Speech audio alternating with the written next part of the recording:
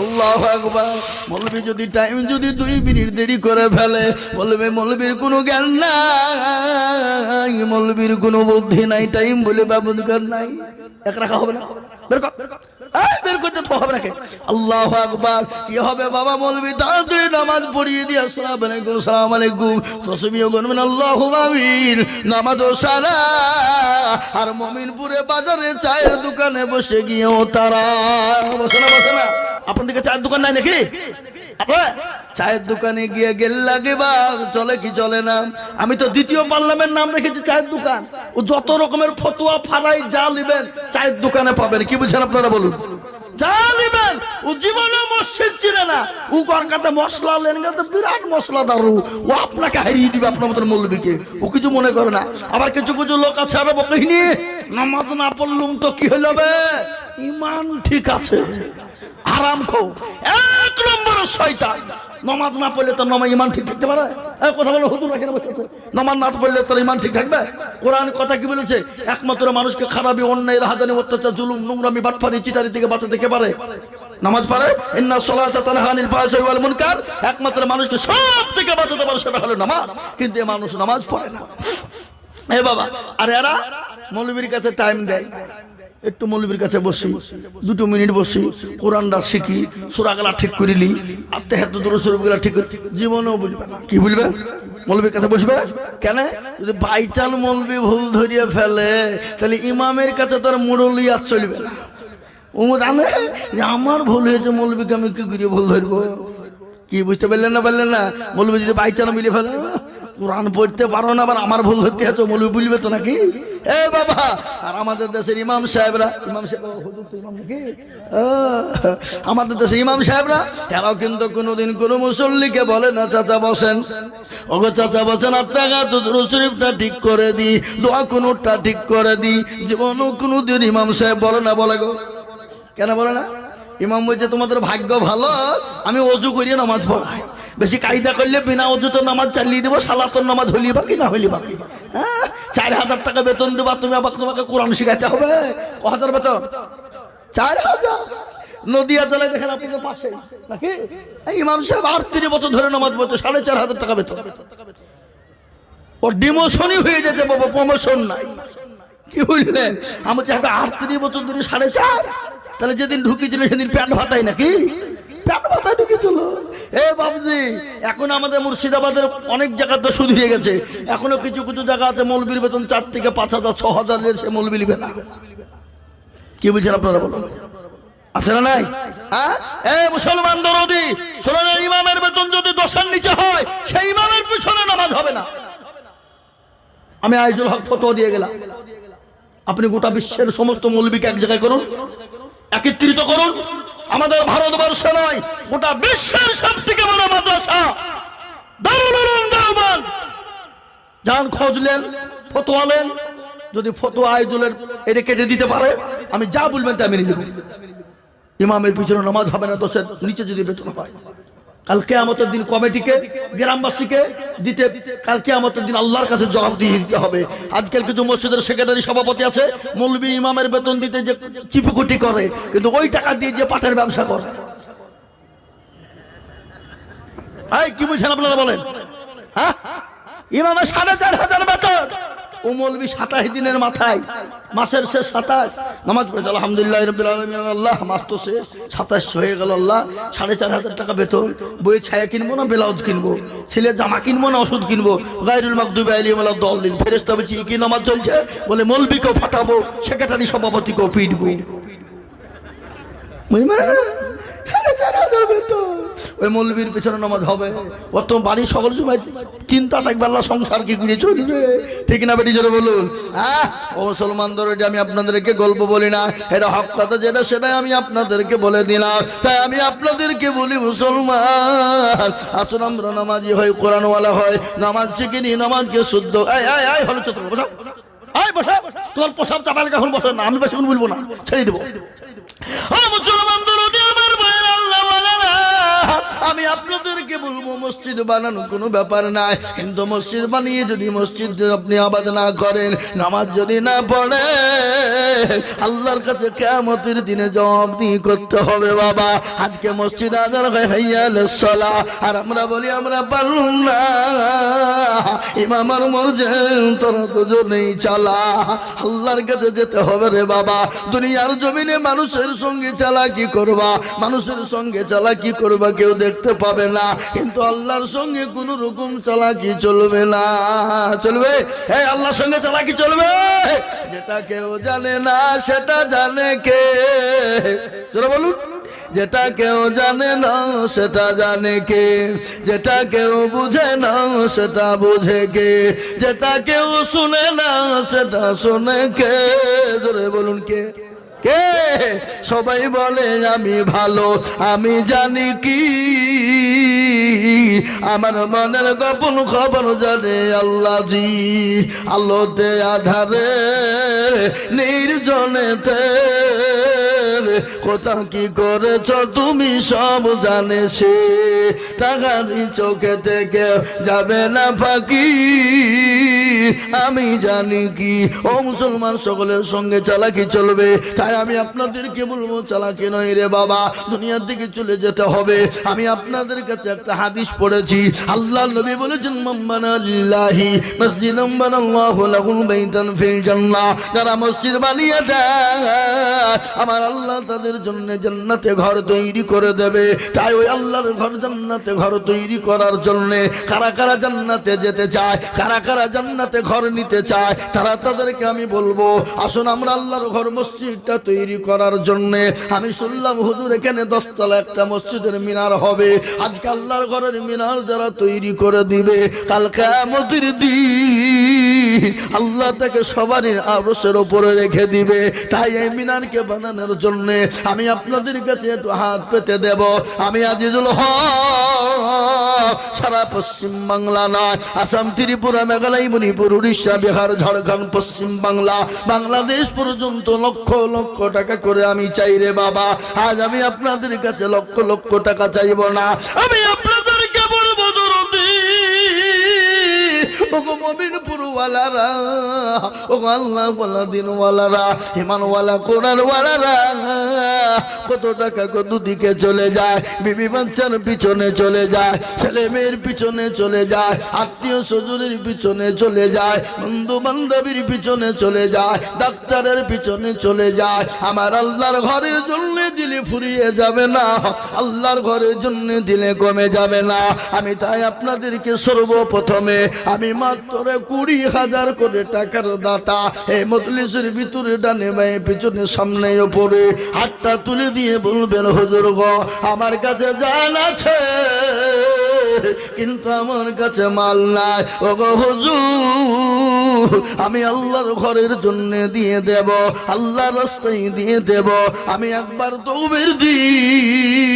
তকবীর দেওয়ার সঙ্গে সঙ্গে মাত্র 20,000 টাকা।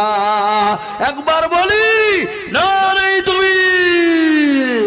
এত বড় মজলিসের ভিতরে ডানে বাঁয়ে পিছনে সামনে উপরে নিচে ইনশাআল্লাহ সর্বপ্রথম আল্লাহর ঘর মসজিদের জন্য 20,000 টাকা একজন ইনশাআল্লাহ আজকে মমিনপুরের মাটিতে। ওগো মাস্টার, ওগো ডাক্তার, ওগো ব্যবসায়িক, ওগো জমিদার, ওগো পয়সাওয়ালা, গাড়িওয়ালা, বাড়িওয়ালা, আমি আপনাদের কাছে বেশি কিছু বলিনি। গজল বলবো, কত বলবো, থামো। গজল তো বলিনি, খেপাকে বলতে একটা বলেছি নাকি? হ্যাঁ, আল্লাহু আকবার। আমি আপনাদেরকে বলবো ইনশাআল্লাহ এই মজলিসের ভিতরে সর্বপ্রথম 20,000 টাকার দাতা একজন দরদি। একটু হাতটা উঁচু করে দিয়ে বলি ইনশাআল্লাহ। কি গো, এই মমিনপুরের মাটিতে 20 কেন 50,000 টাকা দেওয়ার লোক বসে আছে, আছে না নাই? জোরে বলুন, চিলিয়ে বলেন না কেন? আছে। ওরা মনে মনে করছে হয়তো দিলে ফুরিয়ে যাবে, কমে যাবে না। আল্লাহ রাস্তায় দিনে কোনোদিন কমে যাবে না, কোনোদিন ফুরিয়ে যাবে না। আমি আপনাদেরকে তো সর্বপ্রথমে একজন দরদীকে বলবো, ও মুসলমান, আল্লাহর ঘরের জন্য 20,000 ইনশাআল্লাহ একজন দরদী। এত বড় মজলিসের ভিতরে, এত বড় মাজমার ভিতরে একটা আল্লাহর বান্দা একটু হাতটা উঁচু করে দিয়ে দেখিয়ে দিয়ে বলি, বলে হুজুর আমার কাছে জান আছে কিন্তু মাল নাই। বলে হুজুর গো, আমার মা চলে গেছে, বাপ চলে গেছে, জানি না আমার মা বাপ কবরে কি হালতে আছে। ও গো হুজুর, আমার মা বাপের জন্য 20,000 টাকা দিয়ে আমি সর্বপ্রথম দুচো করে দেবো ইনশাল্লাহ। একটা নাই এবার মমিনপুরের মাটিতে ডানে বায়ে পিছনে সামনে ওপরে নিচে সর্বপ্রথম 20,000 টাকা দাতা একজন দরদী তো এরকম করে হাতটা উঁচু করে দিয়ে বলি ইনশাআল্লাহ। জি বলে হুজুর আমার কাছে জান আছে কিন্তু মাল নাই। আমি পরে অল্প অল্প করে দিয়ে দিয়ে দিয়ে দিয়ে দিয়ে 20,000 টাকা শোধ করে দেবো ইনশাআল্লাহ। এমন কোনো ভাগ্যবান হবে না, এমন কোন নবীর প্রেমিক হবে না, এমন কোন আল্লাহর পেয়ারা বান্দা হবে না গো, সর্বপ্রথম 20,000 টাকা দেবে। নাই 20,000 টাকা দেওয়ার মতন একজন দরদী, একজন একটা আল্লাহর বান্দা যদি হয়ে যেত, মনটা ভরে যেত, দিলটা ভরে যেত, বুকটা ভরে যেত, কলিজাটা ঠান্ডা হয়ে যেত। এমন কোন আল্লাহর পেয়ারা বান্দা হবে না। বলে হুজুর আমার কাছে জান আছে কিন্তু মাল নাই, কাজ হবে আমি অল্প অল্প করে দিয়ে দিয়ে 20,000 টাকা শোধ করব। মুমিনপুরের মাটিতে একজন দরদী কে আছে বাপ? হবে না? 20,000 টাকা আপনাদের কাছে ভারী নাকি?